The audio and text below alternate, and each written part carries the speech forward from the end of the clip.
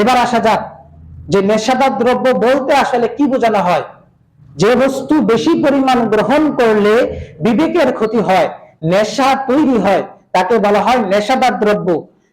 অর্থাৎ ধরেন আপনি পানের সাথে জর্দা খেলেন, এই কিছু পরিমাণ জর্দা খাওয়ার কারণে আপনার নেশা তৈরি হয়নি, কিন্তু আপনাকে যদি বলা হয় যে জর্দার গোটা বোতলটা আপনি খেয়ে নেন, তাহলে কি খেতে পারবেন? অবশ্যই খেতে পারবেন না, আপনার বিবেকের ক্ষতি হবে। যদি আপনাকে বলা হয় এক গ্লাস মদ খান, এক গ্লাস মদ খেলে অনেক মানুষের রয়েছে যাদের নেশা তৈরি হয় না, কিন্তু তাকে যদি বলা হয় যে গোটা মদের বোতলটি আপনি খেয়ে নেন, তাহলে তার নেশা তৈরি হবে কি হবে না? অবশ্যই নেশা তৈরি হবে। অর্থাৎ যে বস্তু বেশি পরিমাণ গ্রহণ করলে বিবেকের ক্ষতি হয়, সেটাকে বলা হয় নেশাদার দ্রব্য। সুনানে নাসাই হাদিস নাম্বার 5582, আল্লাহর নবী সাল্লাল্লাহু আলাইহি ওয়াসাল্লাম বলেন, কুল্লু মুশকিরিন হারাম, প্রত্যেকটি মাদক দ্রব্যই হলো হারাম, ওয়া কুল্লু মুশকিরিন খামর, আর প্রত্যেকটি মাদক দ্রব্যই হলো মদ। অর্থাৎ যে জিনিস নেশা তৈরি করে মানুষের মধ্যে, সেই জিনিসটিকে এই হাদিসে আল্লাহর নবী হারাম বলে ঘোষণা করেছেন। এখন এই নেশাদার দ্রব্য পৃথিবীর যে কোনো নামে, যে কোনো ভাবে প্রচলিত থাকতে পারে।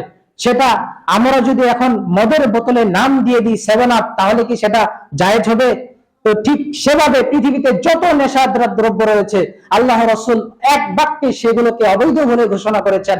কুল্লু মুশকিরিন হারাম, প্রত্যেকটি মাদক দ্রব্যই হলো হারাম, ওয়া কুল্লু মুশকিরিন খামর, আর প্রত্যেকটি মাদক দ্রব্যই হলো মদ। অর্থাৎ আপনি যে কোনো নেশাদার দ্রব্য খান না কেন, বিড়ি, সিগারেট, জর্দা, গুল, চুয়ানি, মদ যা খান না কেন, সেগুলো হারাম বলে, অবৈধ বলেই বিবেচিত হবে। সুনানে নাসাই 5607 নম্বর হাদিস, আল্লাহর নবী সাল্লাল্লাহু আলাইহি ওয়াসাল্লাম বলেন, মা আসকারা কাসীরুহু, যে পানীয় বস্তুর অধিক পানে মাদকতা আসে, ফাকালিলুহু হারাম, তার অল্প হারাম, সামান্য পরিমাণও হারাম। অর্থাৎ আপনি একটু বিড়ি খেয়ে বললেন যে আমার তো নেশা তৈরি হয়নি, এর কোনো সুযোগ ইসলামে নেই। কেননা যে বস্তুর বেশি পরিমাণ খেলে নেশা তৈরি হয়, আল্লাহ রাসূল ওই জিনিসটাকে স্বল্প পরিমাণ গ্রহণ করতেও নিষেধ করেছেন, সেটাকেও হারাম বলে ঘোষণা করেছেন।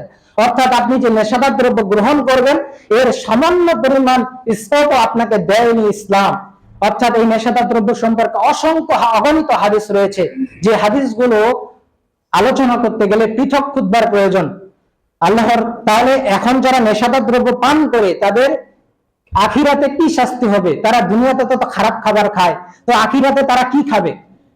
সুনানে নাসাই হাদিস নাম্বার 5709, আল্লাহ রাসূল সাল্লাল্লাহু আলাইহি ওয়াসাল্লাম বলেন যে প্রত্যেকটি মাদক দ্রব্যই হলো হারাম।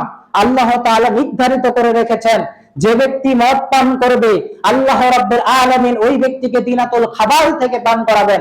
সাহাবীগণ জিজ্ঞেস করলেন, ইয়া রাসূলুল্লাহ, তিনাতুল খাবার কি জিনিস? তিনি বললেন, তা হলো জাহান্নামীদের ঘাম অথবা পুঁজ। তাহলে যেই চাচা, যেই যুবকেরা আজকে জর্দা খাচ্ছে পান দিয়ে, তাদেরকে বলে দিতে চাচ্ছি, তারা দুনিয়াতে থাকা অবস্থায় যেমন খারাপ জিনিস খেয়েছে, তারা আখিরাতেও খাবে জাহান্নামীদের ঘাম অথবা পুঁজ। যারা সিগারেট খাচ্ছে, তাদের খাবার হবে জাহান্নামের মধ্যে ঘাম অথবা পুঁজ। সুতরাং আজকে থেকেই, এখন থেকেই এই নেশাদার দ্রব্যকে আমাদেরকে আমাদের জীবন থেকে বাদ দিতে হবে, তাহলে আমরা আমাদের চূড়ান্ত সফলতায় পৌঁছাতে পারবো।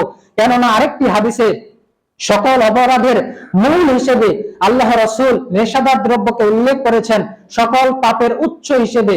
অর্থাৎ এই নেশাদার দ্রব্য থেকে পারিবারিক অশান্তি হবে, এই নেশাদার দ্রব্য থেকে আপনার পরিবারের অভাব হবে, এই নেশাদার দ্রব্য থেকেই আপনি সালাত আদায় করতে পারবেন না, আপনি মসজিদে ঢুকতে পারবেন না, কেননা মুখে গন্ধ নিয়ে মসজিদে প্রবেশ করা যায় না, আপনার সালাতও বাদ হয়ে যাচ্ছে। তাহলে এই নেশাদার দ্রব্য খাওয়ার কারণে আপনার জীবনে অসংখ্য অগণিত ক্ষতি হবে। আল্লাহ রাব্বুল আলামিন আমাদেরকে নেশাদার দ্রব্য থেকে বেঁচে থাকার তৌফিক দান করুক, আমিন।